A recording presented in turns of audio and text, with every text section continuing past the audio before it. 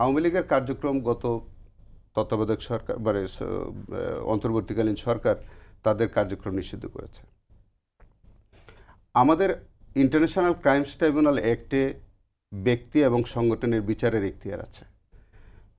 ব্যক্তি হিসেবে বিচার চলছে, তো সেখানে বিচারের কোনো প্রক্রিয়ায় যদি সংগঠনের কার্যক্রমটা ওইভাবে আসে, সেইটার উপরে তো কোনো বিচার এখনও আমরা শুরু করিনি।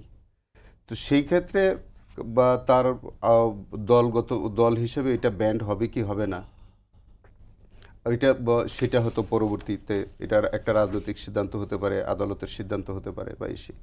কিন্তু কার্যক্রম যেটা নিষিদ্ধ, সেটা তো আপনি দেখেন আওয়ামী লীগের যে যে বিচারগুলো হচ্ছে, আপনি একদিকে তার কার্যক্রম অব্যাহত রাখবেন, আবার একদিকে তার বিচারগুলো করতেছেন, এটা তো সাংঘর্ষিক। সাংঘর্ষিক। তো সেই কারণে সঙ্গতার কারণেই তাদের এই কার্যক্রম এখন আপাতত নিষিদ্ধ রাখতে হবে। এর মানে এই নয় যে আপনি সংগঠন হিসেবে আওয়ামী লীগকে আপনি নিষিদ্ধ করে দিয়েছেন, তা না। তো কার্যক্রম নিষিদ্ধ, সংগঠন নিষিদ্ধ, অ্যাক্টিভিটিস চালাতে পারবে না আর কি, অ্যাক্টিভিটিটা। কারণ যেহেতু তাদের বিরুদ্ধে এখন বিচার চলছে, এই তাদের যে অবৈধ কার্যক্রম সেগুলোরই বিচার কিন্তু ইন্টারন্যাশনাল ক্রাইমস ট্রাইব্যুনাল হোক, সাধারণ আদালতেগুলো হোক, সেই কার্যক্রমেরই তো বিচার চলছে। সেই কারণে হয়তো সেটা নিষিদ্ধের বিষয়টা আসছে, যে কার্যক্রমটা, সংগঠন নিষিদ্ধ নয়।